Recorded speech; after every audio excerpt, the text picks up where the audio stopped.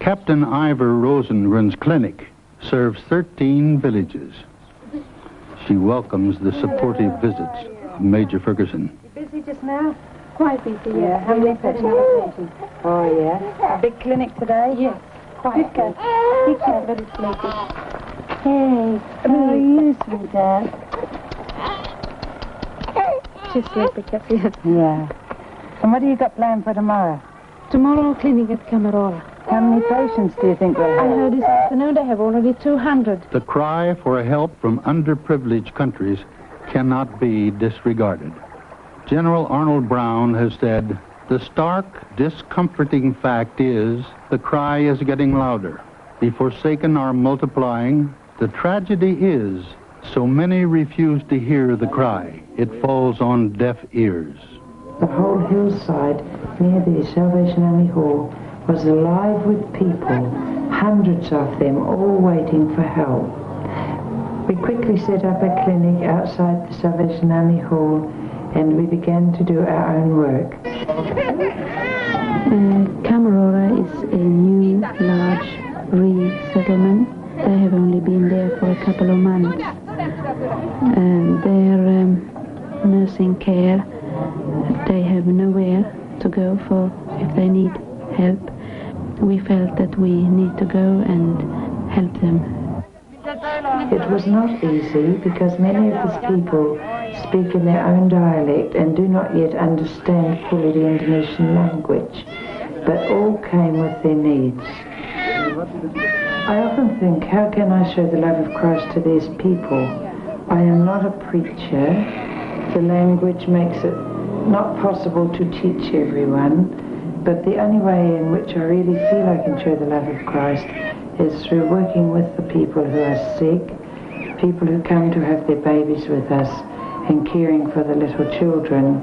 I hope that the love of Christ is shown through the service I can give to these people. The basic medical treatment we take for granted is life-saving in this situation. Desperately needed vitamins A, B, and C, penicillin, antibiotics, save lives.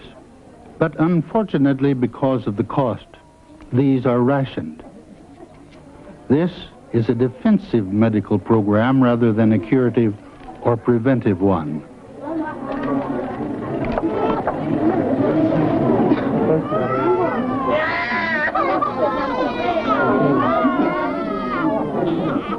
It is Salvation Army principle and practice that every program undertaken should be a self-help program. Locals are given practical training so that they can take over the care of their own people. One day, these Indonesian nurses will be able to take full responsibility for this ever-expanding medical program. Already a number of small outpost clinics in very isolated mountainous areas are being run by Salvation Army taught nurses.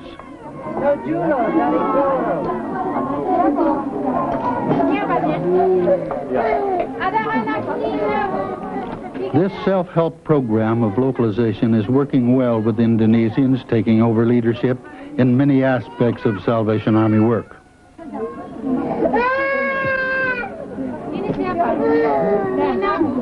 To be a missionary officer is sort of all my dreams coming true.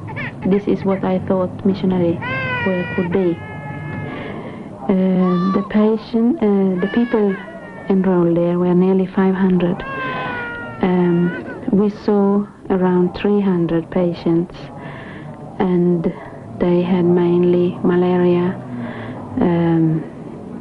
malnutrition, anemic. They were with the malaria, of course, and children with coughs and fever. Working from 9 in the morning till 10 that night, the nurses arrive home at 1 a.m. after walking through rain, floods, passing snakes and wild pigs,